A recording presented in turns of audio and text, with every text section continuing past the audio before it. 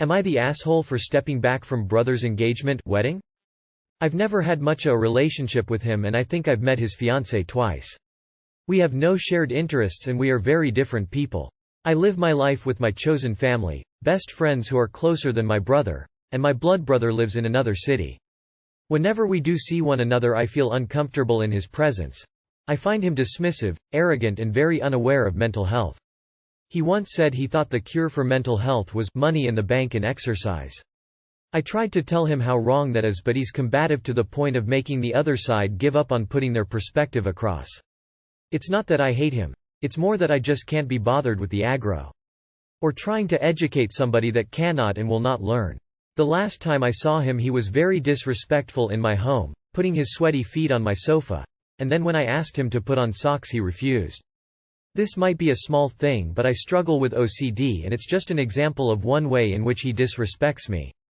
Anyway, around 3 weeks after this, he sent me a long text of demands regarding his engagement party. He took no responsibility for his behavior over the feet, saying that we would sort our differences after the engagement party. No apology. I replied to say I would rather step back from it. I find it very difficult to brave face as it is and based on the past, those differences won't be sorted. It'll just be more of him being combative until the other side, me, gives in. My parents originally supported our differences but have gradually become more passive-aggressive with little comments as they've got upset. They're worried about how it will look to other guests if his sibling and their daughter does not attend.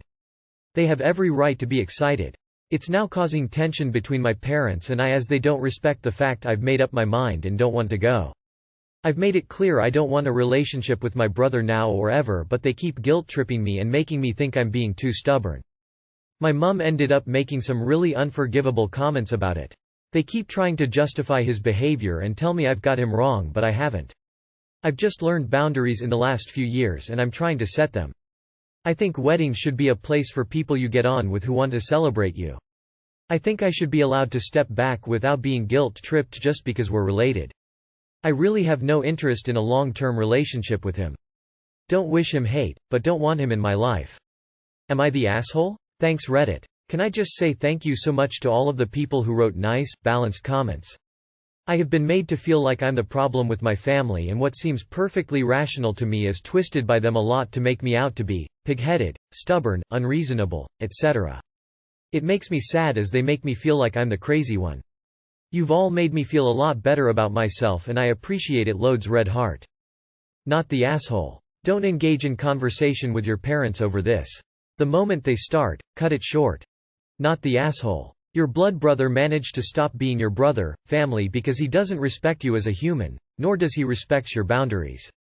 For sure it sucks for your parents, but at the end of the day, it's your life.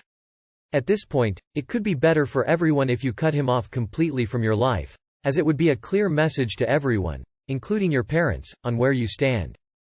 Not the asshole. I've made it clear I don't want a relationship with my brother now or ever, but they keep guilt-tripping me and making me think I'm being too stubborn. As you mention here, you have already made it clear to them and have conveyed your wishes regarding the same. This is on your parents to automatically assume that you would be involved in the wedding.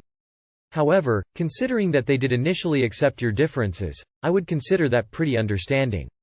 Though, it is probably worth pointing out, they were fine with it only cause others wouldn't have said anything initially. All in all, not the asshole. You made your point clear and the fact that they accepted initially, just proves they did understand initially too. Not the asshole. Let the relatives roast them for you. In ta. Choose your peace. Unless you need your parents and brother to survive. Otherwise let them go. Am I the asshole for yelling at my neighbor's dogs? My wife and I just bought our house in September.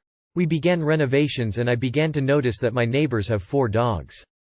They would be outside all day even when it is raining and storming out. I could see over their fence from my deck and saw muddy paw prints all over their house. The one dog would stand at their back door and constantly bark. They will bark for seemingly no reason at any time. Once we moved in, their barking began to drive me crazy. I will admit that me screaming at their dogs wouldn't accomplish anything, but when I can hear them in my house it drives me insane. Oh, and I forgot to mention our houses are like 8 feet apart. My wife is in school and has to record videos of her talking but constantly has to start over because of the barking. I also believe that they neglect their dogs. They have a small house but a decent-sized yard, so they have room to run.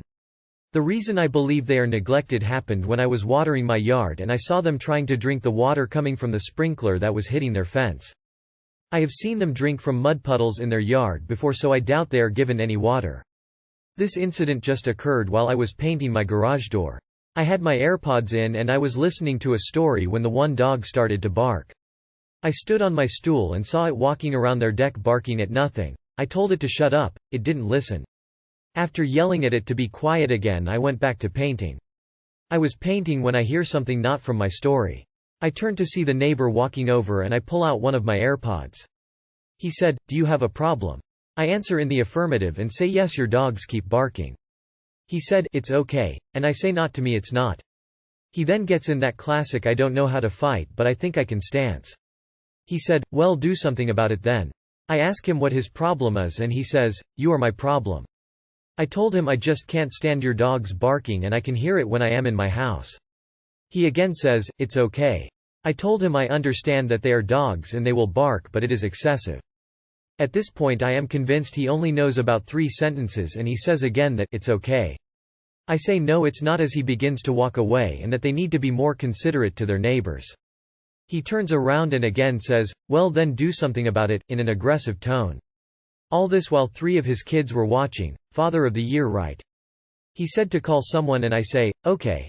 As he walks away he mumbles, "Fin douche bag." I know that other neighbors have issues with their dogs as well. I have heard other neighbors telling them to shut up as well. I am not entirely sure what my approach should be to this, whether I should in fact call the cops for the noise disturbance, animal abuse, or the threatening nature he showed towards me. So tell me, am I the asshole for yelling at my neighbor's dogs for their constant barking? Call animal control. Not the asshole. It needs reporting both as a noise nuisance and neglect. Your neighbor is not someone who can be reasoned with. Not the asshole. Esh. The dogs are not the real problem. Their owners are. Paragraphs. Please. In ta. Am I the asshole for not learning to drive? I, 24 female. Live with my dad, 63 male. I can't tell you why, as I haven't been in an accident or anything, but the whole thing of driving terrifies me. In October, November I contacted a second instructor. First was bad. I said I had done a few lessons previously but was very nervous and can he start from the start. He was patient, he didn't take me through anything too quickly and he slowly built my confidence to the point where I was almost at a normal heart rate before my lessons. Since 2010 we lived on a cul-de-sac, walkable distance to town center, 30 Moline, leisure center, 20 Moline, work, 40 Moline, bus stop, 2 Moline, and train station, 30 Moline. There was a corner shop about 5 Moline walk away and 2 mini supermarkets about 20 minutes away. In Jan we had to move house, not our fault. I told my instructor I would have to put my lessons on pause. The new place is in a village about 3 malele from the town. It is a 2.5-hour walk to work and there are no shops nearby. So I have been getting a lift to and from work most days, either from my dad or my partner, 27 male, who lives 1.5-hour drive away but is self-employed, so does have work here. One of my co-workers' friends lives the other side of me and I am on her way to work. If I don't have a lift she will pick me up, but this only works if I am not at a client's office. It has been 4 months since we moved and I have just messaged my instructor because cost of living increase. I have a lot of studying at the moment with work and this is my current priority, less time due to commute. He said it would be a few weeks before he has space for me. I do have a car which came from a family member passing. One of my plans was to practice driving to work, but that requires someone with me and I don't feel confident yet driving without the second set of pedals that my instructor has. On Friday Dad invited some family friends round and they asked about me. I was upstairs packing to come to my partner's for the weekend. He started talking about work and study etc., but then he complained about how I can't drive yet. He told them about my car and how I only need to tax, insure it and pass the test, and that I haven't sat in it yet. True, but reasons above. He goes on to say, I'm disappointed in my daughter. Next week my coworker is on holiday so I cannot rely on her for a lift. He said he will refuse to give me a lift and I need to tell work that I will be late, have to work from home. This would not be possible. I have looked at the bus timetable and it is 30 Moline walk plus 15 minutes bus ride. But I can either arrive an hour early or 15 minutes late. I will be discussing with work on Monday which is best. So my question is, am I the asshole for not being able to drive yet? I hate that I am a burden, but at the old house it really wasn't an issue. I could get everywhere by walking, and if I needed to get to the city there was buses and trains. My main worry is that I have been selfish in not learning to drive sooner. Please help. The question really is, am I the asshole for relying on everyone else to take me everywhere? Which sadly the answer is yes. You are the asshole. And I feel bad because I don't drive and I'm twice your age. Medical issues though. Yet I've planned ahead, always. I've never ever let myself get in your position. I've budgeted for it specifically. I've lived in shared houses just to be near work. I've discussed changes with managers before they happen. If I can't get to public transport easily, one particular year, I've bought a bike and rode everywhere. You don't have to drive, but you do have to take responsibility and plan ahead. You are the asshole softly, possibly not so soft. You have not given a concrete reason why you haven't learned faux drive yet. There is suggestion you're a slower learner, which is okay, and then you had to cancel lessons because you moved. I am not sure the issue here. Unfortunately, the reality is as long as other people have to drive you to work, and other places I am sure, you are somewhat of a burden even if people tell you if it isn't a problem. You're going to need this skill, you have a vehicle, and your family is willing to help and want you to do it. Get it over with. Many people do this. At 16. There is no obvious reasons you can't do it. You are the asshole. The fact that you expect your partner to drive 1.5 hours to just pick you up for work makes you an If you can't drive, get a cab.